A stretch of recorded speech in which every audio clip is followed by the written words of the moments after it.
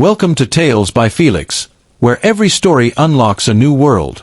Remember to subscribe, like and share. Let's begin. The Maldivian sun hung low, painting the horizon in hues of coral and gold. Eleanor Vance stood barefoot on the powdery sand of a private beach, her silk dress fluttering in the balmy breeze. The air smelled of salt and frangipani, and the gentle lapping of turquoise waves was the only sound save for the soft whispers of her new husband, Rhys Thorne. His arm encircled her waist, his breath warm against her ear as he murmured promises of a shared future, grand galleries, quiet evenings, a life of curated beauty. Eleanor, a renowned art curator whose name was synonymous with Renaissance masterpieces, felt her heart swell. At 32, she had built a career out of precision and instinct, but this moment felt like surrender to something softer, something eternal. "Ellie," Rhys said, his voice smooth as the aged whiskey they'd shared at their wedding, "this is just the beginning. You, me, the world at our feet." His hazel eyes glinted with a sincerity that made her chest ache. She leaned into him, her auburn hair catching the sunset's glow, unaware that every word was a brushstroke in a masterpiece of deceit. Their villa, a glass-walled haven perched over the lagoon, was a cocoon of luxury. Crystal chandeliers cast prisms on the teak floors, and a bottle of vintage champagne sat chilling beside a platter of tropical fruit. That evening, as they dined on seared tuna under a canopy of stars, Rhys raised his glass. "To us," he toasted, his smile disarming. "To the art we'll create together." Eleanor clinked her glass against his, her emerald ring catching the candlelight. "To us," she echoed, her voice soft but certain. She spoke of her dreams, expanding her family's private collection, the Vance legacy, into a public museum. Rhys listened, nodding, his fingers tracing the rim of his glass. "You're going to change the world, Ellie," he said. "And I'll be right there with you."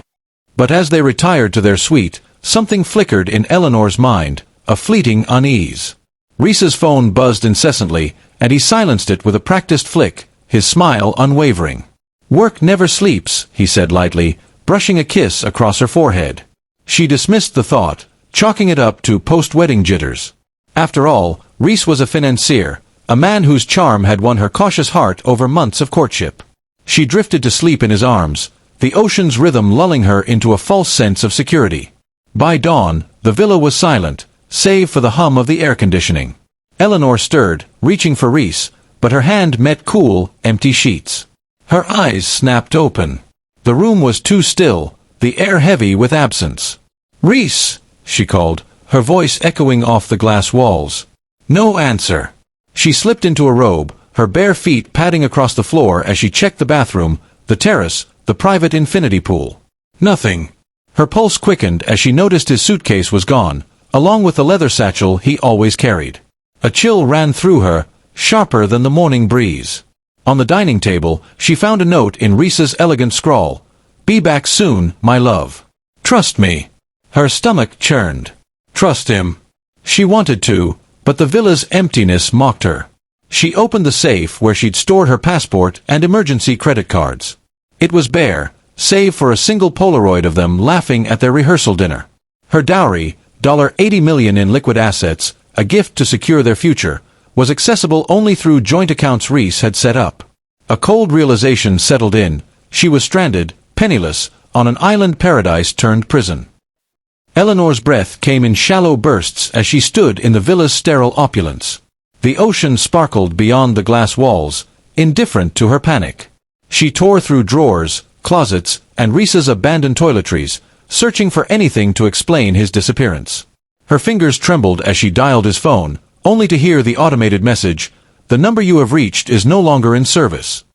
Her knees buckled, and she sank onto the plush sofa, the weight of betrayal pressing against her chest. The villa's staff, discreet and polished, knocked softly at noon. "Mrs. Thorne, is everything all right?" asked a young woman named Lila, her eyes wide with concern. Eleanor forced a smile, her curator's poise kicking in. "Just a mix-up. My husband had to leave early for business. Could you arrange a call to the mainland?" Lila hesitated, her brow furrowing. "The resort's phones are for emergencies only, ma'am. But I can try to help." "Please," Eleanor said, her voice steady despite the storm inside. "It's urgent." In the manager's office, Eleanor waited as Lila connected her to a satellite line. Her mind raced. Rhys had been meticulous, charming her family, dazzling her colleagues, even convincing her to transfer her dowry into accounts he managed. How had she missed the signs? She thought of their whirlwind romance, the gallery openings, the late-night talks about Botticelli and Caravaggio, his insistence on handling their finances to protect her legacy. She'd been a fool, dazzled by his promises. The phone rang, but no one answered. She tried her bank, only to learn the accounts were frozen, pending verification from Rhys. Her heart sank. She was thousands of miles from home, with no money, no ID, and a husband who had vanished like a mirage. Back in the villa, Eleanor's desperation drove her to Rhys's study nook, a sleek desk overlooking the lagoon.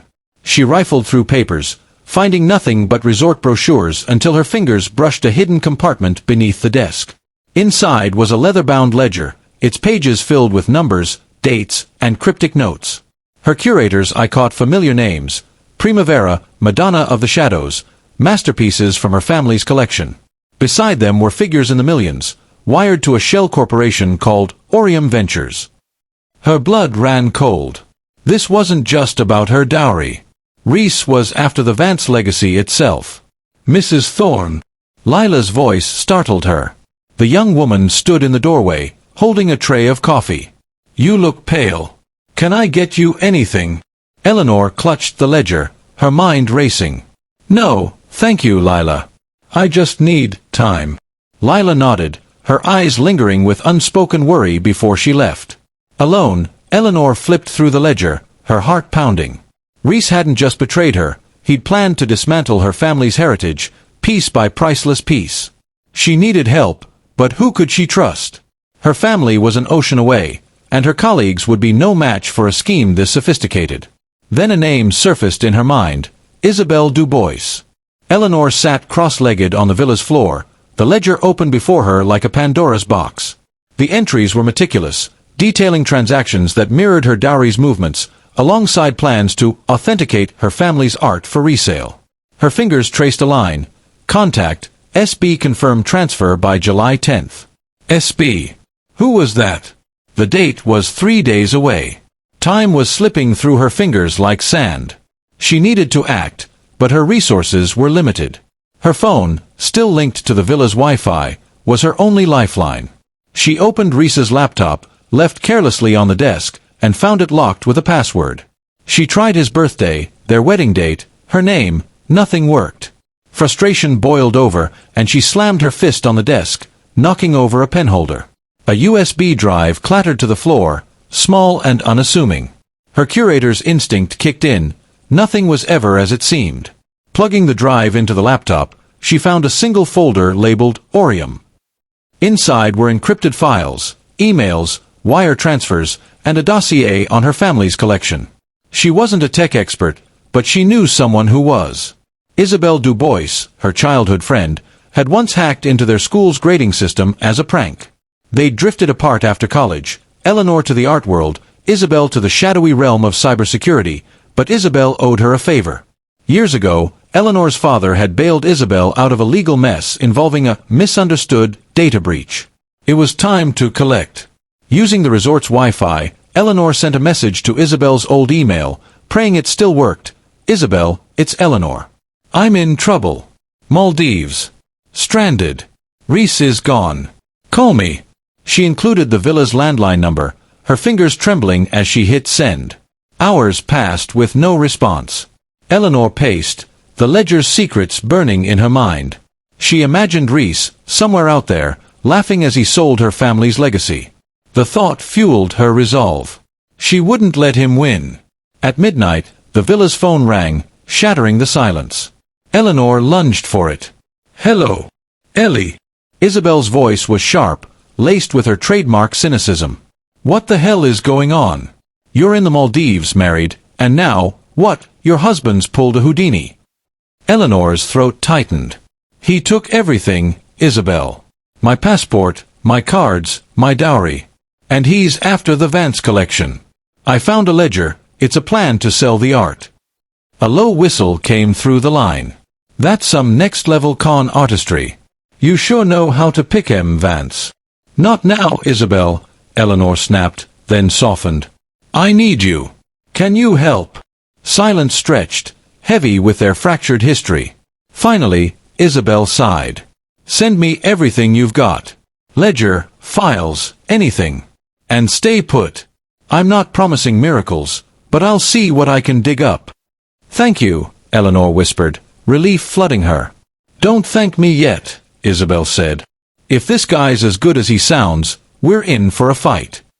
Eleanor spent the night hunched over Rhys's laptop, uploading scans of the ledger's pages to a secure cloud link Isabel provided. The USB drive yielded more encrypted emails between Rhys and SB, discussing authentication protocols and offshore accounts. One email mentioned a gallery event on July 10th, confirmation of the deadline she'd seen. Her family's Primavera, a Botticelli worth millions, was slated to be relocated that day. The thought of it in a forger's hands made her sick. As dawn broke, painting the lagoon in pinks and purples, Isabel called back. Okay, Vance, your husband's a ghost. Rhys Thorne. Not his real name. I traced his digital footprint, burner phones, fake IDs, the works. He's been pulling this scam for years, targeting rich women with assets to liquidate. Eleanor's stomach twisted. How did I not see it? Don't beat yourself up, Isabel said, her tone softening. He's a pro. But here's the kicker. SB is Silas Blackwood, a big player in the black market art world. He's got a rap sheet longer than a Tolstoy novel. Forgery, smuggling, you name it. Your art's his endgame. Silas Blackwood, Eleanor repeated, the name bitter on her tongue. She'd heard of him, a shadowy collector who'd once tried to buy a Vance painting at auction, only to be outbid. What do they want with my collection? Money, power, bragging rights, Isabel said. Blackwood's obsessed with owning what no one else can. Your family's art is his white whale. Rhys was his way in. Eleanor gripped the phone, her mind racing. Can you stop them? I'm trying, Isabel said, her keyboard clacking in the background. I've got bots crawling Blackwood servers, but they're fortified.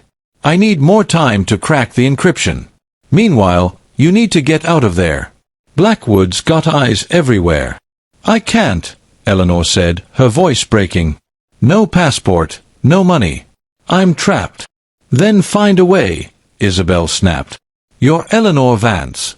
You've stared down auction houses and critics. You can handle a little island hopping. Eleanor managed a weak laugh. You always were a terrible pep talker. Yeah, well, it's my charm, Isabel said. Stay sharp, Ellie. I'll call when I've got something. The line went dead, leaving Eleanor alone with her thoughts. She stared at the ledger, its pages a map of her betrayal. But Isabel was right, she wasn't helpless. She'd built a career on instinct and resilience. Rhys and Blackwood had underestimated her, and that was their first mistake. Eleanor paced the villa, the weight of her situation pressing down. The resort staff were growing suspicious, Lila's glances lingered too long, and the manager had asked pointed questions about Rhys's absence. She needed to move, but how? She had no ID, no cash, and a ticking clock. The art was her family's soul, each piece a thread in the tapestry of their history. Losing it would be like losing herself. She sat at the desk, the ledger open, and tried to piece together a plan. The USB drive's files hinted at a network, shell companies, offshore accounts, and a gallery in her home city where Blackwood planned to unveil the stolen art. She needed to get there, but first, she needed an ally on the ground. She dialed Isabel again, using the villa's phone. It rang twice before Isabel picked up, her voice groggy. Ellie, it's 3 a.m. here. What's wrong? I'm sorry, Eleanor said, but I can't stay here. Blackwood's moving the art in 3 days. I need to get home. Isabel groaned. You're in the middle of the Indian Ocean with no papers. What do you want me to do, hack a plane? Can you? Eleanor asked, half serious. Don't tempt me, Isabel said, her tone sharpening. Look, I've got a lead on Rhys's last known location, a private airstrip in Mail. He's probably already in Europe, setting up the sale. I'm working on Blackwood's network, but it's a fortress. I need you to stay safe until I can get you out. How? Eleanor asked, frustration creeping in. I'm a sitting duck here. Then stop sitting, Isabel said. Find someone local you can trust. A guide, a driver, someone who knows the islands. You've got charm, Ellie. Use it. Eleanor hesitated, then thought of Lila. The young woman had been kind, but could she be trusted? Then another face flashed in her mind. Marco, the resort's boatman, who'd ferried them to the island with a grin and a story about outrunning a monsoon. He'd seemed genuine, but Eleanor's trust was battered. Still, she had no choice. Okay, she said. I'll find someone. Just keep digging, Isabel. Please. I'm on it, Isabel said. And Ellie, don't let this break you. You're stronger than you think. The call ended, and Eleanor stared out at the lagoon, the water glinting like a promise of freedom. She wasn't just fighting for her art, she was fighting for herself. Rhys had taken her trust, her money, her future. But he hadn't taken her will. She grabbed the ledger, tucked the USB drive into her pocket, and stepped onto the terrace. The island was her prison, but it was also her starting line. She'd find a way off, and when she did, Rhys and Blackwood would learn what happened when you crossed Eleanor Vance.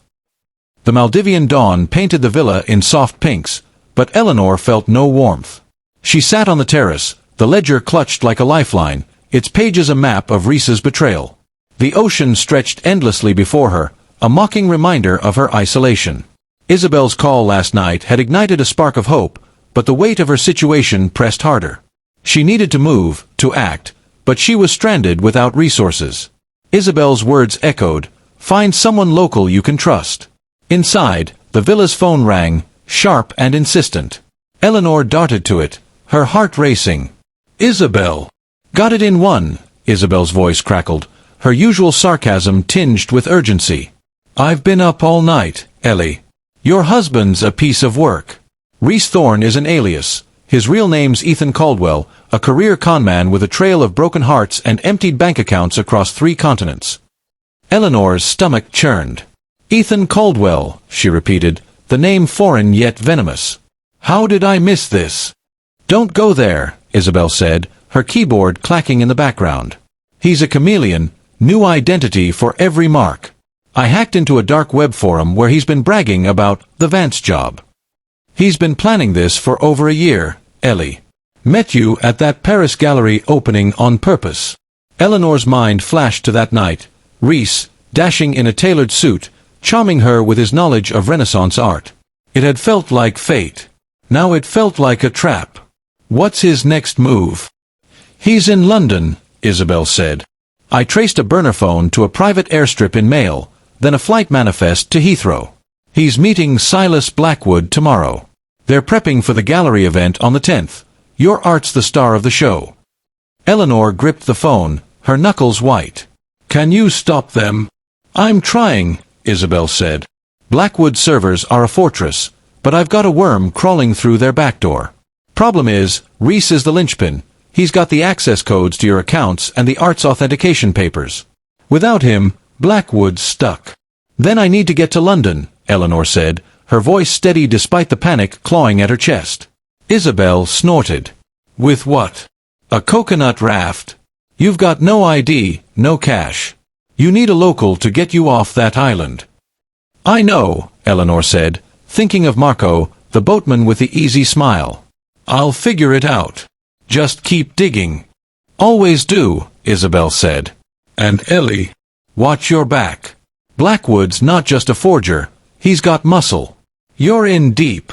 The line went dead, leaving Eleanor with a surge of adrenaline. She wasn't just fighting for her art anymore, she was fighting for her life. She slipped the USB drive into her pocket and headed for the dock, where Marco's boat bobbed gently. It was time to take a risk. Eleanor stood at the edge of the resort's dock, the midday sun searing her skin. The lagoon sparkled, but her focus was on Marco, who was tying his small motorboat to a post.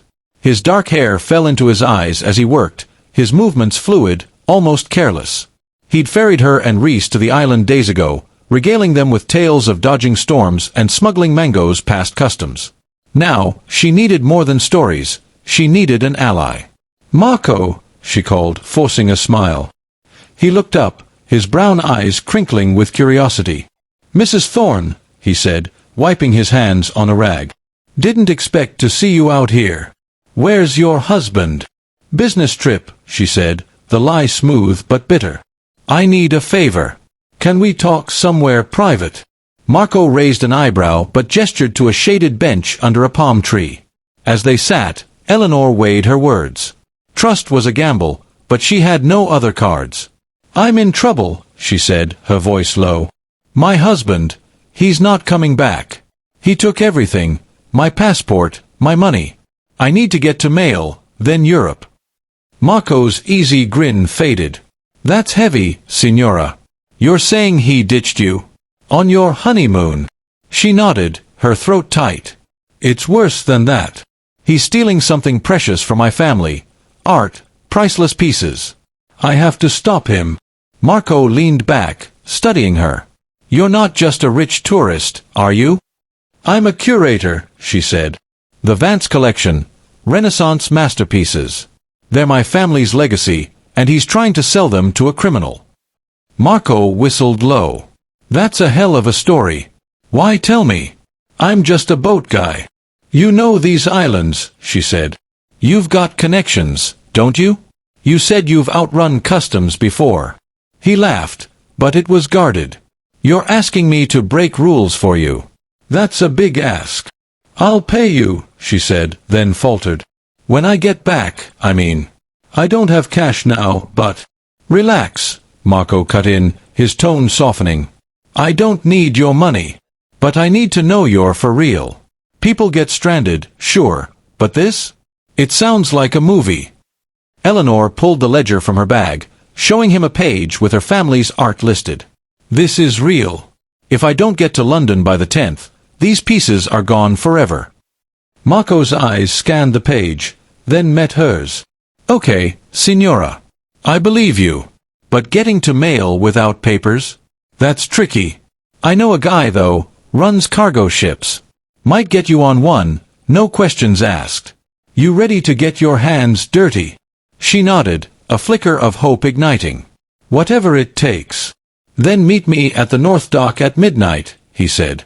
"And don't tell anyone. Not even that nice maid, Lila." "Deal." "Deal," Eleanor said, her heart pounding.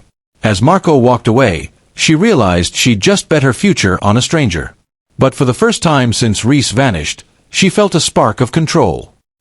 Back in the villa, Eleanor pored over the ledger, its pages a blueprint of Rhys's, or Ethan's, betrayal. Each entry was a dagger, wire transfers to Orium Ventures, forged authentication documents, and a chilling note, SB to handle disposal post-event. Disposal meant her family's art would vanish into private collections, untraceable. She imagined her father's pride, her mother's tears, at the loss of their legacy. Anger surged, replacing her fear. Isabel's next call came at dusk, the sky bruised purple over the lagoon. "Ellie, I've got something," she said, her voice taut with excitement. "Blackwood's not just a buyer, he's the architect. He's been after your collection for years. Remember that auction in 22? He tried to outbid your dad for the Madonna of the Shadows." Eleanor's breath caught. "I remember. He was furious when we won." "Exactly," Isabel said. "He's been obsessed ever since. Rhys was his pawn, recruited specifically to get close to you. I found a chat log where Blackwood calls you the key to the Vance vault." Eleanor's hands clenched. "He used me. Big time," Isabel said.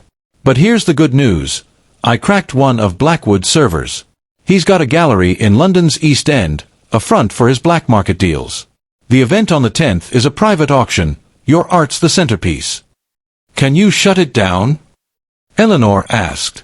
"Not remotely," Isabel admitted. "I can mess with his systems, plant fake data, but you need to be there to stop the sale. Rhys has the physical authentication papers. Without them, the art's just pretty pictures." "Then I'm getting to London," Eleanor said, her resolve hardening. "I've got a lead, a boatman named Marco. He's helping me get to Mail tonight." Isabel paused. "You trust this guy?" "I don't have a choice," Eleanor said. "He's my only shot." "Fair enough," Isabel said. "Just keep your eyes open.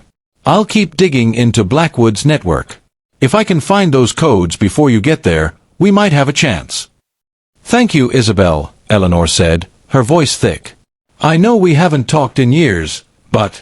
Save it, Isabel cut in, but there was warmth in her tone. You'd do the same for me. Now go play action hero. I'll be your tech support. As the call ended, Eleanor packed a small bag, ledger, USB drive, a change of clothes. She looked at the Polaroid of her and Rhys, his arm around her, his smile a lie. She tore it in half, letting his image flutter to the floor. This wasn't just about art anymore, it was personal. Midnight cloaked the island in darkness, the only light a sliver of moon glinting off the water. Eleanor slipped out of the villa, her heart hammering as she made her way to the north dock. The resort was quiet, its guests asleep in their overwater bungalows, oblivious to her plight. She wore a dark scarf over her hair, her movements cautious, every rustle of palm fronds making her jump. Marco was waiting, leaning against a weathered post, his boat bobbing behind him. You're punctual, he said, a hint of approval in his voice. Ready for an adventure? Not the kind I planned, Eleanor said, managing a wry smile. What's the plan? Marco gestured to the boat, a small but sturdy vessel with peeling paint. We're meeting a friend in Mail, Captain Reza. Runs a cargo ship to Sri Lanka. From there, you can hitch a ride to Europe. No passport checks, but it's not exactly first class. I'll manage, Eleanor said, climbing aboard. The boat's engine roared to life, and they cut through the lagoon, the wind whipping her face. For the first time in days, she felt alive, propelled by purpose. As they sped toward Mail, Marco glanced at her. So, this art, it's that important? Worth risking your neck? It's my family, Eleanor said, her voice firm. Every piece tells a story. My grandfather's sacrifice, my mother's passion. It's not just art, it's who we are. Marco nodded, his eyes on the horizon. I get it. Family's everything. My dad, he was a fisherman. Taught me to read the sea like a book. When he passed, I kept his boat. It's not much, but it's mine. Eleanor studied him, sensing a kindred spirit. Why help me, Marco? You could walk away. He shrugged, a half-smile playing on his lips. Maybe I like a good story. Or maybe I just hate guys who ditch their wives. She laughed, the sound startling her. It felt good, like a release. But as Mail's lights appeared on the horizon, her focus sharpened. Blackwood's auction was in 2 days. She had to move fast.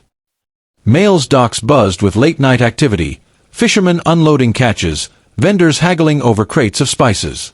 Marco led Eleanor through the chaos to a dimly lit warehouse, its air thick with diesel and salt. Inside, a wiry man with a salt and pepper beard waited, his eyes sharp under a captain's cap. This her? He asked, nodding at Eleanor. Captain Reza, meet Eleanor, Marco said. She needs a ride. Reza studied her, his gaze piercing.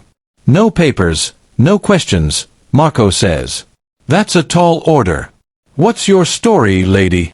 Eleanor straightened, her curator's poise returning. My husband stole my identity and my family's legacy.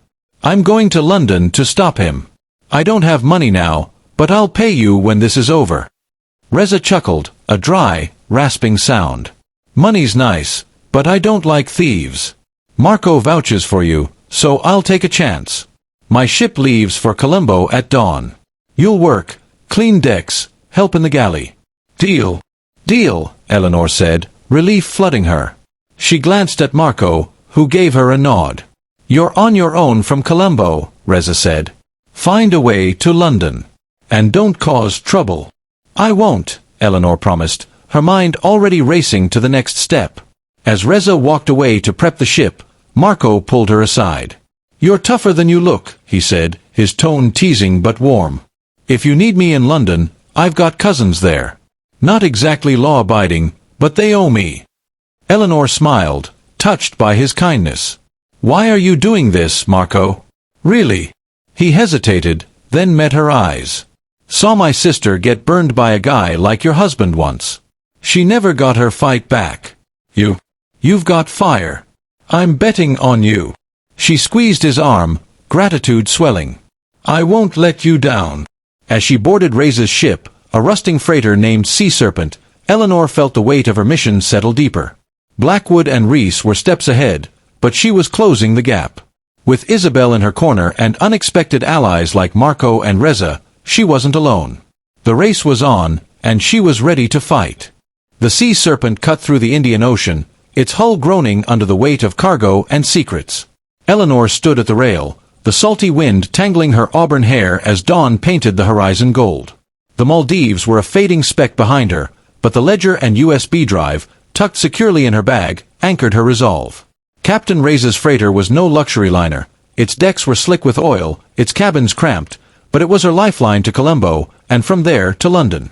Below deck, Eleanor scrubbed pots in the galley, her hands raw from the work Reza demanded in exchange for passage. The crew, a rough mix of sailors from Sri Lanka and Indonesia, eyed her curiously but kept their distance. She was an enigma, a woman in a silk dress, now stained with grease, who spoke with the poise of a diplomat. Reza, however, was all business.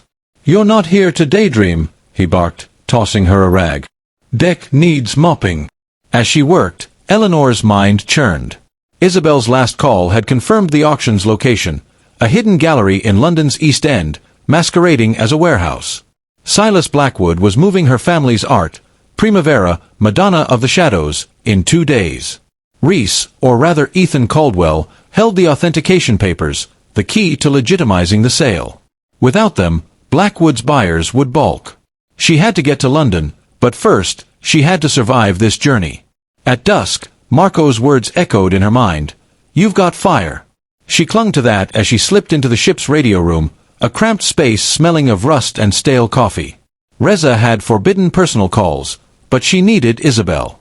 Using a satellite phone she'd borrowed from a distracted crewman, she dialed the secure line.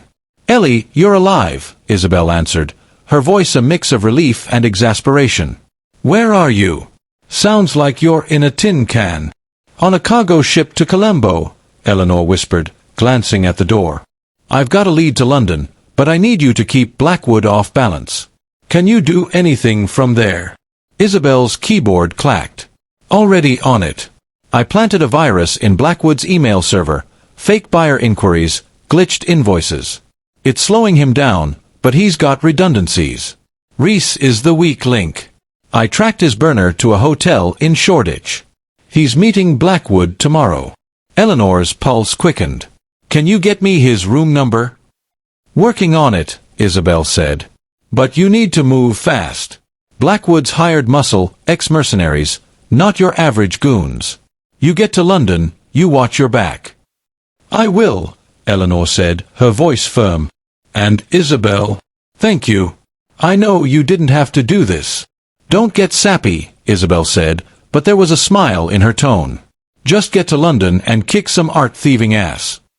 As Eleanor hung up, footsteps echoed outside. She slipped the phone into her pocket just as Reza appeared, his eyes narrowing. "What are you doing in here?" "Needed air," she lied, her curator's poise unshaken. "Galley's stuffy." Reza grunted, unconvinced. "No funny business, lady. We dock in Colombo at dawn." "You're off my ship then." Eleanor nodded, her heart racing as she returned to the deck. The stars above were sharp, a reminder of the world beyond her betrayal. She was no longer the naive bride. She was a woman with a mission, and nothing would stop her. Colombo's port was a chaotic sprawl of cranes, shouting vendors, and the stench of fish and diesel. Eleanor stepped off the Sea Serpent, her bag slung over her shoulder, the ledger and USB drive her only possessions. Reza had kept his word. No questions, no customs. But now she was on her own in a city pulsing with life and danger. Marco's parting gift, a crumpled note with his cousin's contact in London, was tucked in her pocket. She'd need it soon. Finding a cheap internet cafe, Eleanor slipped into a corner booth, the hum of outdated computers filling the air. She logged into Isabel's secure server, uploading new scans from the ledger. The entries were damning. Blackwood had buyers lined up in Dubai, Moscow, and Hong Kong, each promised a slice of the Vance collection. Her family's legacy was being carved up like a feast. Her burner phone buzzed. "Isabel." "Ellie, you in Colombo?" "Just got here," Eleanor said, keeping her voice low. "What's the latest?" "I'm waging war," Isabel said, her tone gleeful. "Blackwood servers are a mess. Fake bids, crashed payment portals. I even sent an anonymous tip to Interpol about suspicious art dealings in London. Should keep him paranoid." Eleanor smiled despite herself. "You're enjoying this." "Damn right," Isabel said. "But listen, Rhys is spooked. He's changed hotels twice in 24 hours. I've got his new location, some dive in Hackney. Room 312.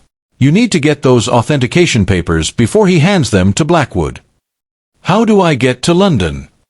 Eleanor asked, her mind racing. "I've got no ID, no money." "Marco's cousin," Isabel said. "You've got his number, right? Call him." "And Ellie, I found something else. Blackwood's got a mole in your family's estate, a curator named Lydia Marsh. She's been feeding him intel on your security systems." Eleanor's blood ran cold. Lydia, her deputy curator, had been with the Vances for years. "Lydia? She's like family." "Family betrays," Isabel said bluntly. "Confront her when you're back, but focus on Rhys for now. I'll keep Blackwood's network in chaos. You get to London." "I'm on it," Eleanor said, hanging up. She dialed Marco's cousin, Luca, her fingers trembling. A gruff voice answered. "Who's this?" "Eleanor. Marco sent me. I need to get to London, no questions asked." A pause, then a chuckle. "Marco's got a soft spot for strays. Meet me at the port in 2 hours. Bring cash or something to trade." "I've got nothing," Eleanor admitted. "Then you owe me," Luca said. "Be there." She hung up, her heart pounding.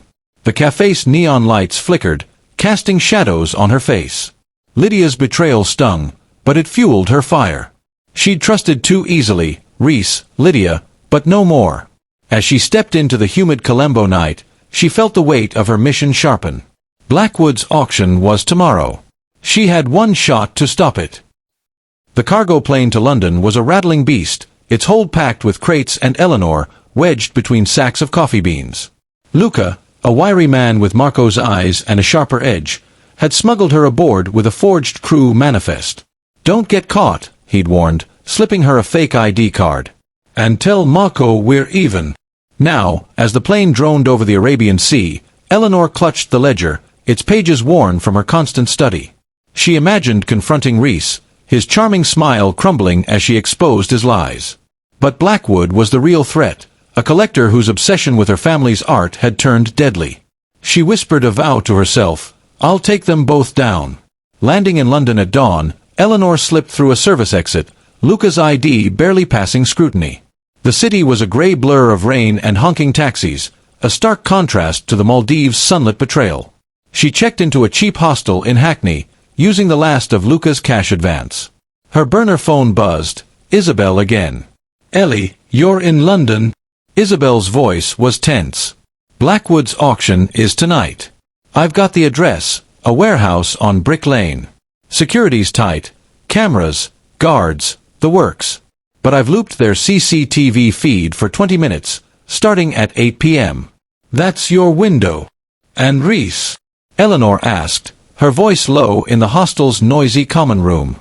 "Still in Hackney," Isabel said. "I hacked his hotel's Wi-Fi. He's been emailing Blackwood about final preparations. He's got the papers on him. If you can get to him before the auction, you can stop the sale." Eleanor's mind raced. "Can you get me into the hotel?" "Already did," Isabel said. "I booked you a room under a fake name, Jane Carter. Keys waiting at the front desk. Get in, get the papers, then head to the warehouse." "You're a genius," Eleanor said, a rare smile breaking through. "Don't jinx it," Isabel quipped. "And Ellie, don't confront Rhys alone. He's desperate, and desperate men are dangerous." "I can handle him," Eleanor said, her voice steel. She hung up, her resolve crystallizing. This wasn't just about art, it was about justice, for her family, for herself. She slipped into a thrift store jacket, disguising her elegance, and headed for Rhys's hotel. The whispers of justice were growing louder, and she was ready to make them roar. The Hackney Hotel was a grim relic, its neon sign flickering over a street lined with kebab shops and graffiti. Eleanor, now Jane Carter, collected her key from a bored clerk and slipped into the elevator, her heart pounding. Room 312 was on the 3rd floor, just down the hall. She wore a cheap wig, blonde, slightly askew, and glasses, a makeshift disguise Isabel had suggested. The ledger and USB drive were hidden in her jacket, their weight a reminder of her mission. Outside room 312, she paused, listening. Muffled voices came through the door, Rhys's smooth baritone and another, gruffer voice. Blackwood. She knocked, her curator's poise masking her nerves. Housekeeping, she called, pitching her voice higher. The door opened, and Rhys stood there, his hazel eyes widening for a split second before he recovered. Wrong room, he said, starting to close the door. Eleanor shoved her foot in, her voice low. Ethan Caldwell, we need to talk. His face paled, but he grabbed her arm, yanking her inside. The room was a mess, papers strewn across the bed, a laptop open to an email draft. The second man, burly with a scar across his cheek, stood by the window. Who's this? He growled. An old friend, Rhys said, his smile tight. Give us a minute, Victor. Victor grunted and stepped into the hall, leaving them alone. Rhys's grip on her arm tightened. How did you find me, Ellie? Don't call me that, she snapped, wrenching free. I know everything. Your real name, Blackwood, the auction. Where are the authentication papers? He laughed, a hollow sound. You're out of your depth, Eleanor. This is bigger than you. Then explain it, she said, her eyes blazing. Why me? Why my family? Rhys's facade cracked, a flicker of guilt in his eyes. It wasn't personal. Blackwood wanted the art. I needed the money. You were convenient. Convenient, she spat. You married me. You made me love you. He looked away, his jaw tight. I didn't mean to. Save it, she cut in. Give me the papers, or I go to Interpol. He hesitated, then pulled a folder from his bag. Take them. But Blackwood will kill you before he lets you ruin this. She snatched the folder, her hands trembling. He can try. As she turned to leave, Victor burst back in, his eyes narrowing. Boss wants you at the warehouse. No. Rhys nodded, his gaze lingering on Eleanor with a mix of regret and warning. She slipped out, her heart racing. The papers were hers, but the auction was hours away. She had to get to Brick Lane. The Brick Lane warehouse loomed in the rainy London dusk, its facade a crumbling mask for the opulence within. Eleanor, still in her blonde wig, approached the side entrance, her fake ID badge, courtesy of Isabel's hacking, clipped to her jacket. The authentication papers were tucked inside, their weight a talisman against the fear gnawing at her. Isabel's CCTV loop would start in 10 minutes, giving her a narrow window to infiltrate the auction. Inside, the gallery was a cathedral of stolen art. Chandeliers cast golden light over velvet-draped walls, where Eleanor's family's masterpieces hung, Primavera, its colors vibrant, Madonna of the shadows, haunting in its depth. Buyers in tailored suits sipped champagne, their whispers a chorus of greed. Eleanor's chest tightened. This was her legacy, reduced to a black market spectacle. She spotted Rhys across the room, now in a new suit, his hair slicked back, playing the role of Blackwood's confidant. He hadn't seen her yet. A tall man with silver hair, Silas Blackwood, she presumed, stood beside him, gesturing to the Primavera. Her blood boiled. She moved through the crowd, blending with waitstaff, her eyes scanning for an opportunity. Isabel's voice crackled through a hidden earpiece Eleanor had bought with Luca's cash. CCTV's looped.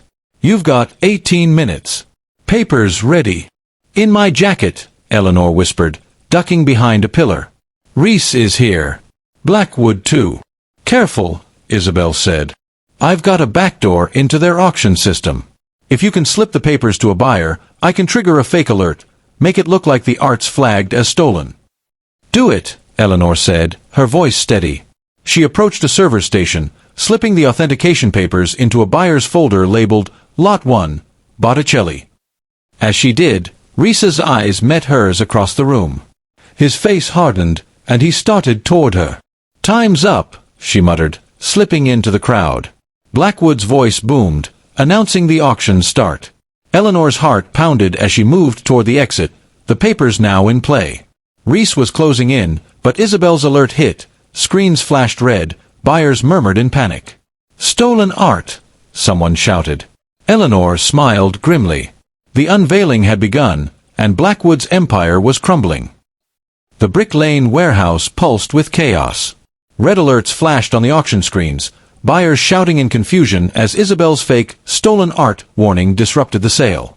Eleanor, still disguised in her blonde wig and glasses, slipped through the crowd, her heart hammering. The authentication papers she'd planted in the buyer's folder had done their job. Blackwood's auction was unraveling. But Rhys was closing in, his eyes locked on her like a predator's. She had minutes before her CCTV loop expired and Blackwood's guards descended. She ducked behind a velvet curtain, her earpiece crackling. "Ellie, you've got 10 minutes before the cameras reset," Isabel's voice hissed. "I'm flooding their system with more alerts, Interpol, FBI, you name it. Get to the art vault. It's in the basement." Eleanor clutched the USB drive, her only leverage. "Where's Rhys?" "Heading your way," Isabel said. "Move." Eleanor darted through a service corridor, the air thick with the scent of oil paint and champagne.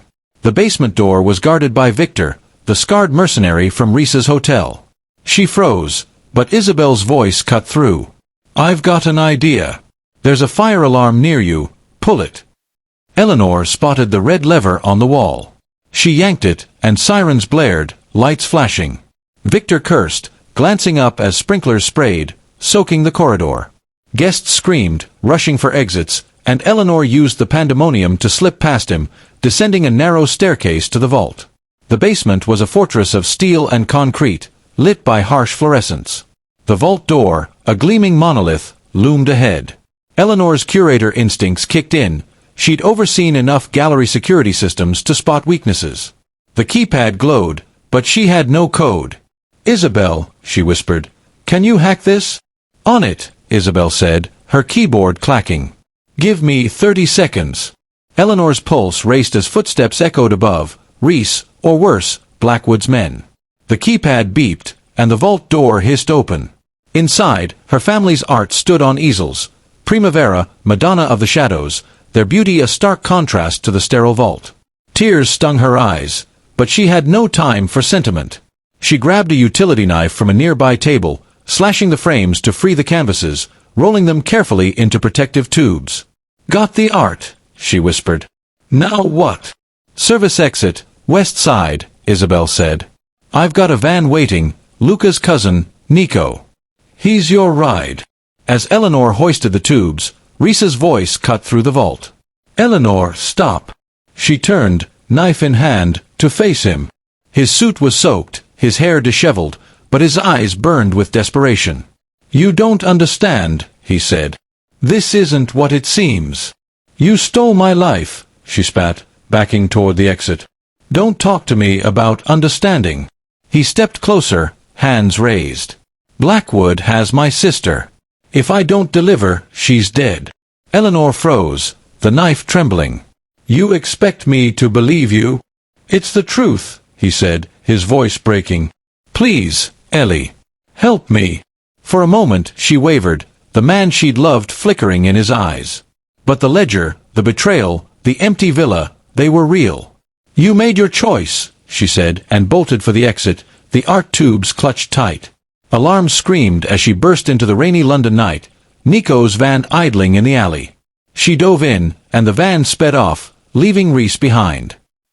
The van roared through London's rain-slicked streets, Nico, a burly man with Marco's grin, steering with reckless precision. Eleanor clutched the art tubes, her mind reeling. Rhys's words echoed, "Blackwood has my sister." Was it another lie, or had she misjudged him? The thought gnawed at her, but she pushed it aside. Her family's legacy was safe, but Blackwood was still out there, and the auction's collapse would make him desperate. Her burner phone buzzed in the van's dim interior. "Ellie, you're a legend," Isabel said, her voice triumphant. "The auction's a bust.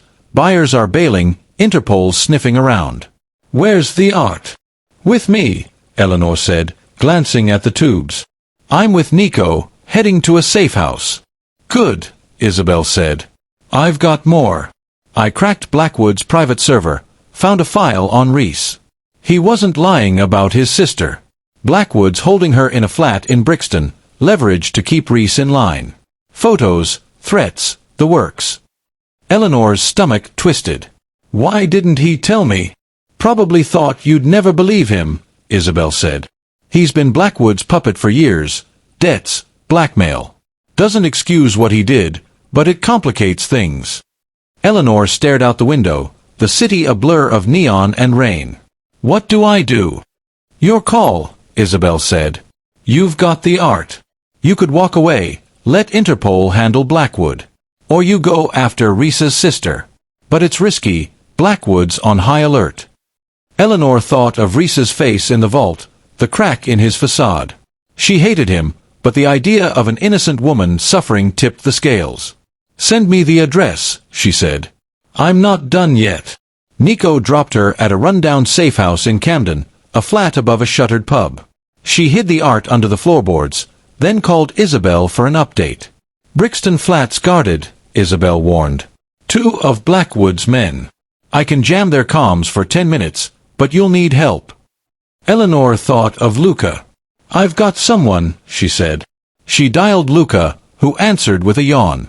Need you in Brixton, she said. It's dangerous. Marco warned me you're trouble, Luca said, chuckling. I'm in. Meet me in an hour. An hour later, Eleanor and Luca crept through Brixton shadows, the flat a grim tower block. Isabel's comms jam gave them a window. Luca picked the lock, and they found Rhys's sister, Mia, bound and gagged but unharmed. As they freed her, Blackwood's men burst in, but Luca's quick fists and Eleanor's knife kept them at bay. They escaped, Mia trembling but safe. At the safe house, Mia confirmed Rhys's story. Blackwood had used her to control him. Eleanor's hatred softened, but her resolve didn't. Rhys had made his choices. Now, she'd make hers. Dawn broke over London, grey and cold. Eleanor sat in the safe house, the art tubes beside her, Mia asleep on a cot. Luca had left to arrange transport for Mia, promising to keep her safe. Eleanor's burner buzzed. Isabel, her voice electric. Ellie, it's over. Interpol raided Blackwood's warehouse an hour ago. He's in custody, along with his top guys. Your tip about the papers worked. They traced the forgeries back to him. Eleanor exhaled, relief flooding her. And Rhys turned himself in, Isabel said. He's spilling everything. Blackwood's network, the buyers, even Lydia Marsh's role. Says he wants to make things right. Probably angling for a deal. Eleanor's chest tightened. Rhys's betrayal still stung, but his sister's safety was a small redemption. What about the art? Interpol's securing it, Isabel said. You'll need to verify it's yours, but it's safe. You did it, Ellie. Not alone, Eleanor said, her voice soft. You were my lifeline, Isabel. Ah, shucks, Isabel teased. Now what? You going home? Eleanor looked at the tubes, her family's legacy preserved. Yeah. But first, I need to face Lydia. Back at the Vance estate, Eleanor confronted her deputy curator. Lydia, pale and trembling, admitted to leaking security details to Blackwood for a cut of the profits. I was in debt, she sobbed. I didn't know it would go this far. You betrayed us, Eleanor said, her voice cold. You're done here. She handed Lydia over to the authorities, her heart heavy but resolute. The estate, a sprawling manor filled with art and memories, felt like home again as she walked its halls, the returned Primavera gleaming under soft lights. That evening, Eleanor met with Interpol, confirming the art's authenticity. Rhys's testimony had dismantled Blackwood's empire, and he'd been granted leniency for cooperating. Eleanor didn't visit him. She couldn't face the man who'd broken her heart, even if he'd been coerced. Instead, she focused on the future, her family's legacy restored, her trust in herself renewed. Weeks later, Eleanor stood in the Vance Estate's gallery, the Madonna of the Shadows back in its rightful place. The media hailed her as a hero, an art curator who'd outwitted a black market kingpin. But the spotlight felt hollow. The betrayal, the fear, the fight, they'd changed her. She was no longer the woman who'd stood on a Maldivian beach, dreaming of love. She was stronger, sharper, her heart guarded but not closed. Her family gathered around her, their pride palpable. Her father, a stoic man with graying hair, pulled her into a rare hug. "You saved us, Eleanor," he said. "Not just the art, our name." Her mother, eyes misty, added, "We underestimated you." "Never again." Eleanor smiled, the weight of their approval grounding her. But the victory wasn't enough. She wanted to prevent others from suffering as she had. With her family's blessing, she founded the Vance Legacy Foundation, dedicated to combating art fraud and protecting cultural heritage. She hired Isabel as its cybersecurity head, their friendship rekindled stronger than ever. "You sure you want me?" Isabel asked over coffee in London, her grin sly. "I'm not exactly a team player." "You're my team," Eleanor said, clinking her mug against Isabel's. "Besides, who else can hack a forger's server in their sleep?" The foundation's launch drew global attention, with galleries and museums pledging support. Eleanor spoke at the opening, her voice steady as she recounted her ordeal, not as a victim, but as a survivor. "Art is more than beauty," she said, her eyes sweeping the crowd. "It's our history, our soul. We protect it, or we lose ourselves." As applause filled the room, Eleanor felt a flicker of peace. She'd faced betrayal, fought back, and won. The scars remained, but they were proof of her strength. She glanced at Isabel, who gave her a thumbs up, and knew she wasn't alone. Spring bloomed over the Vance estate, the gardens vibrant with color. Eleanor stood on the terrace, a sketchpad in hand, drawing the outlines of a new gallery wing for the foundation. The past months had been a whirlwind, interviews, legal battles, rebuilding trust, but she'd emerged whole. The art was safe, Blackwood was behind bars, and Rhys, now a distant memory, was serving a reduced sentence, his sister safe and rebuilding her life. Eleanor's phone buzzed, a text from Marco. "Heard you're famous now, Signora. Still owe me a story." She smiled, typing back, "Come to London. I'll tell you over coffee." His help had been a lifeline, and she hoped to repay it, perhaps with a role in the foundation's outreach. Isabel joined her on the terrace, her laptop ever present. "You're sketching again," she said, nodding at the pad. "Haven't seen that since college." "It feels right," Eleanor said, her pencil tracing a curved arch, a new start. "You deserve it," Isabel said. "But don't get too comfy. I've got a lead on a smuggling ring in Paris. Could use your curator's eye." Eleanor laughed, the sound light and free. "Give me a week to breathe, then I'm in." As the sun set, casting golden light over the estate, Eleanor felt a quiet strength. She'd been abandoned, betrayed, and tested, but she'd forged her own path.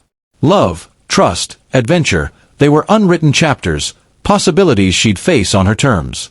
She closed the sketchpad, her eyes on the horizon. The future was hers to paint. The end.